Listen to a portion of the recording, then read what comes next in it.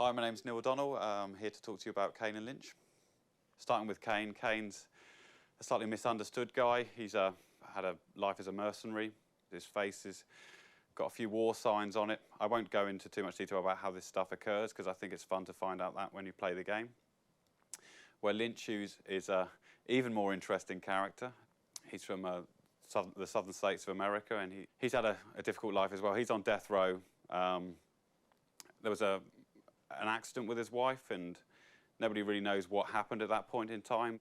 Lynch is medicated. He's a schizophrenic. Sometimes you'll witness his personality come through in cut sequences, but also very much in gameplay as well. So if you're, for example, if Lynch gets under too much pressure, then you're likely to see him start to sort of crave under that pressure, and things even get even more interesting when he starts to run out of medication.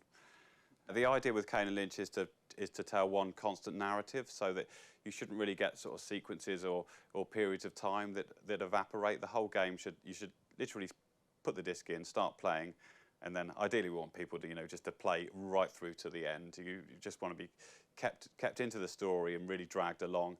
This is probably one of the first games that's actually going to try and tell that Hollywood story all the way through gameplay with very little interruptions for long and lengthy non-interactive cut sequences.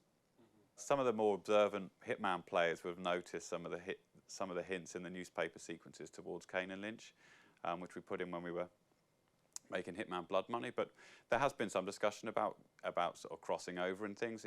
I guess it's a case of whether the fans would be interesting if we did that, and whether we've got a good enough idea that supports that. We don't want something to do something that's gimmicky. It needs to be strong enough in its own right. But yeah, I'd quite like to play like a Hitman versus Kane Lynch. The engine's moved on. It's always being developed. We've got like quite a large tech team that are always coming up with new features and things. But the main thing is it's a balance between sort of memory usage. Thankfully, the engine's very efficient with memory use, and if levels are constructed in a clever fashion, then it gives the available memory to have more objects in the world and more deformation and more states for those objects. So I think it's not like in any means luck that it's turned out this way. It's just like clever design and some clever optimization as well. And a lot of the time the destructibility is down to how long it takes to. Not only do you have to just make an asset, you have to kind of make a destroyed version of it as well. Well, there's no point having a game like this if you fire a gun not having anything to destroy. It needs to be it needs to be like that. We'd like to keep the achievements sort of as secretive as possible, but the guys have been through, like Microsoft have a lot of recommendations on the achievements and how they're allocated nowadays, because I think some of the first games out were either sort of gave them all away a bit too easy, or whether you can configure some sort of 7-minute multiplayer game that gets you 500 points, and we're trying to allocate a good portion between sort of single player, co-op, and multiplayer, and then making sure that they're kind of interesting and slightly cryptic as well, rather than just the standard kill 10,000 people, which is a slightly boring achievement. I think we'd rather have something that's more recognised as an achievement within the game.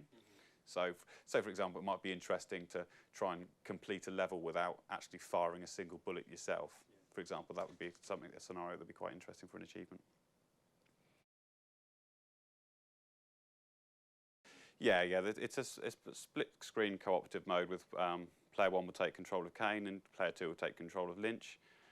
There's some differences to the single-player game in terms of how Lynch's behaviour is. So when you're playing the single-player game, obviously Lynch will be, you will just witness his behaviour as he's another character within the world. But when in a co-op game, Lynch is obviously under the player control. So player 2 gets to play as Lynch, and he gets to play out some of Lynch's more delusional happenings.